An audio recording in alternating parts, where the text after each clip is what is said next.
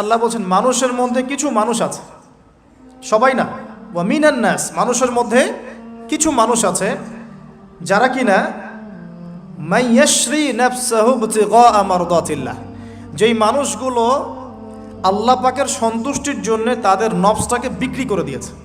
সুবহানাল্লাহ, চারটাখানি কথা না, কিন্তু মানুষের মধ্যে আল্লাহ কিন্তু সূরা বাকারায় বলেছেন শুরুর দিকে, মানুষের মধ্যে কিছু মানুষ আছে যারা মুমিন, কিছু মানুষ আছে যারা কাফের, কিছু মানুষ আছে যারা মুনাফিক, শুরুর দিকে পাবেন।